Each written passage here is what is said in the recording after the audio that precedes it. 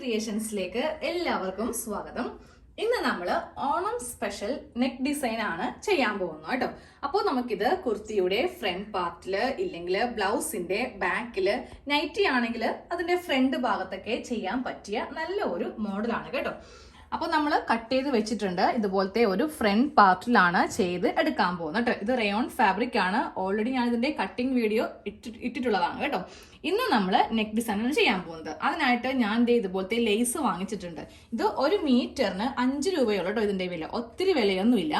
ഇതുപോലത്തെ ഒരു ഡിസൈനുള്ള ലേസ് ആണ് വാങ്ങിയിരിക്കുന്നത്. ഇപ്പൊ ഞാൻ ഈ വാങ്ങിയിരിക്കുന്ന ഈ തുണിയുമായിട്ട് നല്ല സാമ്യവും ഉണ്ട്.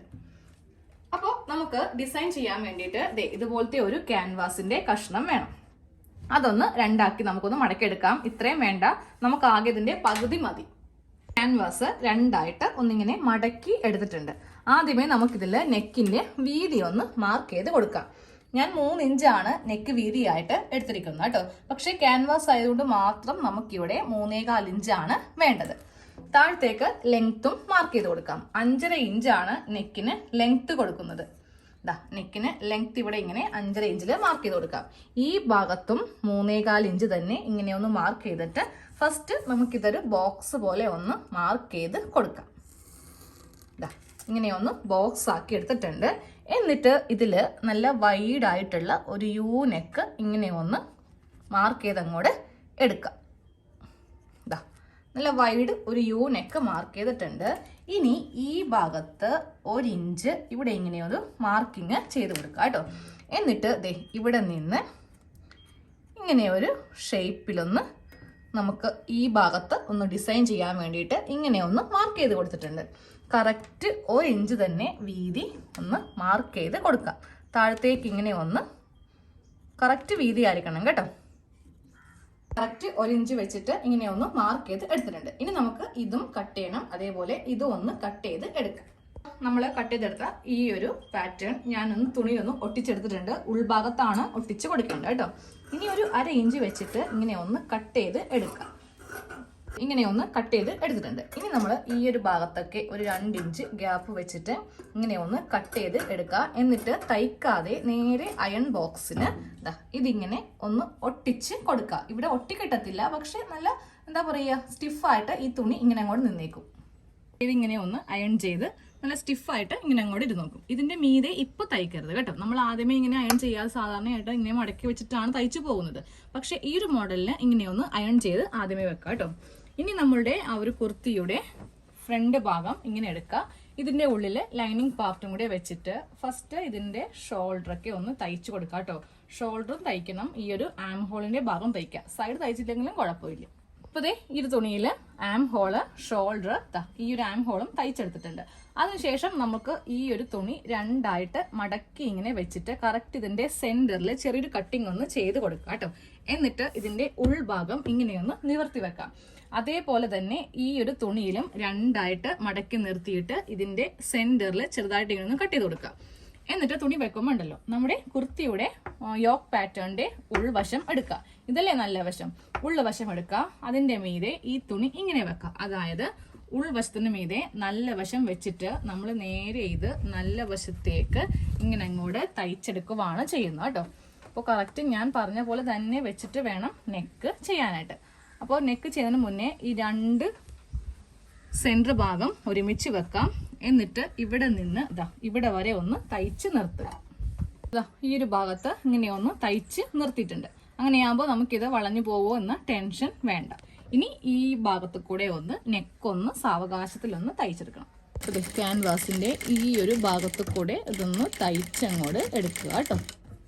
ഈ ഒരു സൈഡിൽ ഇങ്ങനെ ഒന്ന് തയ്ച്ചെടുത്തിട്ടുണ്ട്. ഇനി നമുക്ക് ഇവിടെ ഇങ്ങനെ വെച്ചിട്ട് ഇതൊന്ന് കട്ട് ചെയ്ത് കളയാം.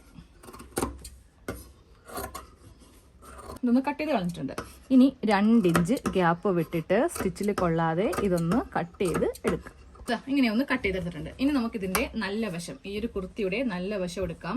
നല്ല വശം എടുത്തിട്ട് ഇതേ നല്ല വശത്തേക്ക് വെച്ചിട്ടാണ് നമ്മളിതൊന്ന് തയ്ച്ച് എടുക്കാൻ പോകുന്നത് കേട്ടോ. കത്രികയുടെ ആ മൂലയൊക്കെ വെച്ചിട്ട് ഇവിടെ ഒന്നിങ്ങനെ കുത്തിയെടുക്കാം കേട്ടോ. ഇനി നമുക്ക് ഈ ഒരു ഭാഗത്ത് തയ്ച്ചൊന്ന് കൊടുക്കാം. ഇപ്പോൾ ദേ നമ്മൾ ഈ ഒരു ഭാഗത്ത് ഇങ്ങനെ ഒന്ന് തയ്ച്ച് കൊടുത്തിട്ടുണ്ട്. ഇനി ഇപ്പറയും ഭാഗത്താണ് തയ്ക്കാൻ പോകുന്നത് കേട്ടോ. അതിനായിട്ട് ഞാൻ ഈ ഒരു ലേസ് ഇതിന്റെ അകത്ത് ഇങ്ങനെ ഒന്ന് വെച്ച് കൊടുക്കുന്നുണ്ട്. എന്നിട്ടാണ് ഇതിങ്ങനെ തയ്ക്കാൻ പോകുന്നത്. ഇത് മിക്ക കടകളിലും കിട്ടും കേട്ടോ. മീറ്ററിനൊക്കെ ആണെങ്കിൽ 5 രൂപയൊക്കെ ഇതിന് വിലയും ഉള്ളൂ. ഇതിങ്ങനെ വെച്ചിട്ട് നമുക്ക് ഇവിടെയും കൂടെ ഒന്ന് ഫിനിഷ് ചെയ്ത് കൊടുക്കാം. ഇപ്പോൾ ഓണം സ്പെഷ്യലൊക്കെ തയ്ക്കുമ്പോൾ നമുക്ക് അതിൽ എന്തെങ്കിലുമൊക്കെ വെറൈറ്റി ചെയ്യണം. ചുമ്മാ ഒക്കെ തയ്ക്കുവാണെങ്കിൽ സാധാരണ എപ്പോഴും നമ്മൾ ചെയ്യാറുള്ളതാണ്. ഞാനും അങ്ങനെ അധികം നെക്ക് ഡിസൈൻ ചെയ്തത് ഇടാറില്ല. പക്ഷേ ഓണമൊക്കെ ആകുമ്പോൾ അങ്ങനെയല്ലല്ലോ. അതുകൊണ്ടിട്ടാണ് ഇങ്ങനെയൊക്കെ ഒന്ന് ചെയ്ത് എടുക്കുന്നത്. അധികം വിലയും ഇല്ല, 5 രൂപയേ ഉള്ളൂ എന്തായാലും. ഇത്രയും 5 രൂപക്കാണ് ഞാൻ വാങ്ങിയത്.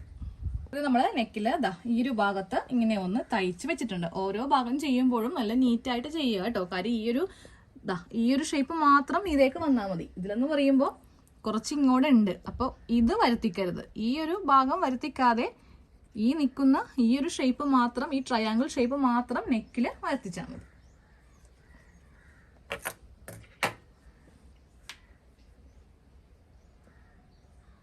ഈ ഭാഗത്തൊന്ന് ക്ലോസ് ചെയ്യണം. കാര്യം നെക്കിനേലും താഴത്തേക്ക് ഇത്രയും ഭാഗം ഓപ്പൺ ആണല്ലോ. അവിടെ കൊടുക്കാൻ വേണ്ടിയിട്ട് ഇതുപോലത്തെ ഒരു തുണി എടുക്കുക കേട്ടോ. എന്നിട്ട് ജസ്റ്റ് ഇതിന്റെ ഉൾഭാഗം ഇങ്ങനെ ഒന്ന് മടക്കി വെച്ച് കൊടുക്കുക. എന്നിട്ട് നമുക്ക് ഇവിടെ നിന്ന് പ്ലീറ്റ്സ്, അതായത് സാധാരണ കുഞ്ഞി കുഞ്ഞി പ്ലീറ്റ്സ് നമുക്ക് ഇങ്ങനെ ഒന്ന് ഇട്ട് എടുക്കണം. ഇങ്ങനെ അങ്ങോട്ട് പ്ലീറ്റ്സ് ഇട്ട് എടുത്തിട്ടുണ്ട്. ഇനി നമുക്ക് ഇതൊന്ന് ക്ലോസ് ചെയ്ത് കളയണം കേട്ടോ.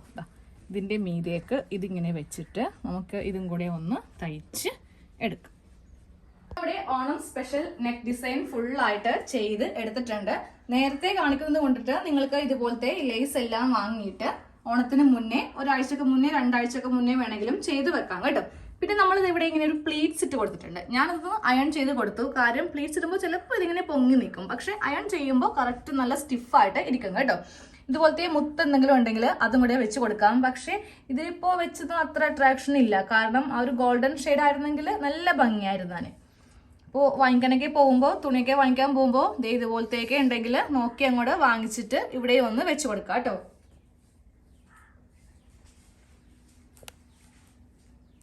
ഇത് ഗ്ലൂ വെച്ചിട്ടൊന്ന് ഒട്ടിച്ചു കൊടുക്കുക. ഫാബ്രിക് ഗ്ലൂ വേണ്ട, വേറൊരു ഗ്ലൂ ഉണ്ട് നല്ലതുപോലെ ഒട്ടി നിൽക്കുന്നത്. എത്ര കഴുകിയാലും പോവാത്തൊരു ഗ്ലൂ ഉണ്ട്.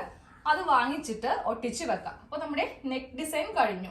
ഇനിയുള്ളത് ഫുൾ സ്റ്റിച്ചിങ് ആണ്. അതും കാണിക്കുന്നുണ്ട്. കാര്യം ആദ്യമായിട്ടൊക്കെ ചെയ്യുന്നവർക്കാണെങ്കിൽ നിങ്ങൾക്ക് ആ ഒരു വീഡിയോയും കൂടി ഇട്ട് തന്നില്ല എന്നുണ്ടെങ്കിൽ ഇത് ഫുൾ സ്റ്റിച്ച് ചെയ്യാൻ പറ്റത്തില്ല. നമുക്ക് നേരെ ബാക്ക് നെക്ക് ചെയ്യണം, സ്ലീവ്, അതുപോലെ തന്നെ ഈ താഴെ ഭാഗത്ത് സ്കേർട്ട് പാർട്ട് സ്റ്റിച്ചിങ്. പിന്നെ ഇതിന്റെ ലൈനിങ് ഞാനൊരു വേറെ രീതിക്കാണ് വെച്ച് കാണിക്കുന്നത് കേട്ടോ. കാര്യം വീതി കുറച്ച് തുണിയാണല്ലോ ലൈനിങ് പാർട്ട്. അപ്പോൾ അംബ്രല്ലയില് ലൈനിങ് വെക്കുമ്പോൾ എങ്ങനെയാണെന്നും അടുത്ത പാർട്ടിൽ കാണിച്ചു തരാം. അപ്പോൾ ശരി, നമുക്ക് അടുത്ത വീഡിയോയിൽ കാണാം. താങ്ക്